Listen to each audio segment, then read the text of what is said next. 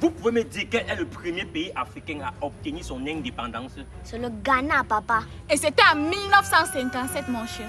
Wow, mon bébé, tu as fait comment pour connaître? Toi, une petite fille comme ça. J'ai appris ça à l'université. Hey, tu as fait l'université? Oui.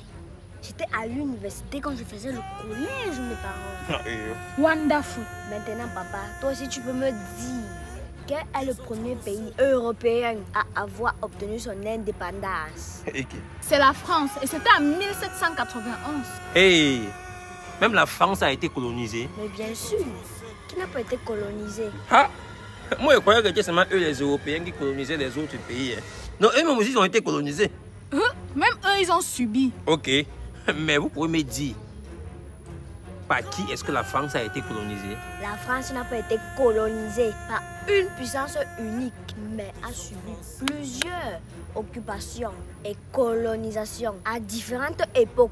Historiquement, elle a été conquise par les Romains avant d'être envahie par les peuples germaniques comme les Francs qui ont donné son nom au pays. Plus récemment, elle a été occupée par l'Allemagne de 1940 à 1944, pendant laquelle elle a été gérée comme une colonie. Exactement, ma fille. La Gaule, qui est aujourd'hui appelée la France, a été conquise par les Romains sous Jules César. Plus tard, les envahisseurs germaniques, dont les Francs, se sont imposés. Et pendant la Seconde Guerre mondiale, la France a été occupée par l'Allemagne nazie. Le territoire a été exploité économiquement au profit de l'effort de guerre allemand, avec notamment des réquisitions et des indemnités financières. Et la France a également été colonisée dans le sens de l'exploitation. Cette période est souvent décrite comme une colonisation, car la France, bien qu'étant une nation occupée, a vu son économie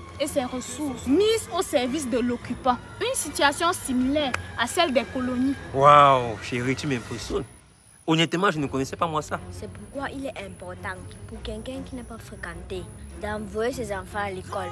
Et d'épouser aussi une femme qui a fréquenté, car elle pourra veiller sur la santé intellectuelle de leurs enfants. Exactement, ma mère. Ok, il n'y a pas fréquenté, vous allez trop fréquenter, non? Vu que vous êtes très intelligente là, vous pouvez me dire quel est le premier pays africain à avoir un système ferroviaire? Bien sûr. C'est alors quel pays? C'est l'Égypte. Et c'était en 1854. En Europe, c'était le Royaume-Uni. Et c'était en 1825.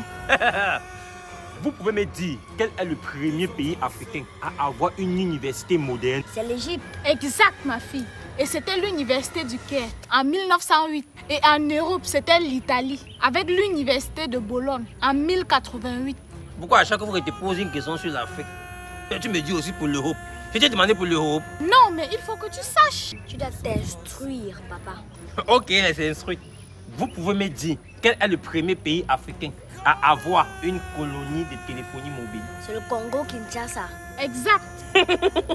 Vous avez raté. C'est plutôt la Côte d'Ivoire. Non, en Afrique de l'Ouest plutôt. Exactement, ma fille. En 1986, l'opérateur privé Télécel a établi le premier réseau de téléphonie mobile au Congo-Kinshasa. Le réseau s'est ensuite étendu à d'autres villes du pays, comme Lubumbashi en 1992, Goma en 1993 et Bukavu en 1996. Télécel a ensuite développé ses activités dans d'autres pays africains, comme la Côte d'Ivoire en Afrique de l'Ouest et en Europe, c'était la Suède en 1981.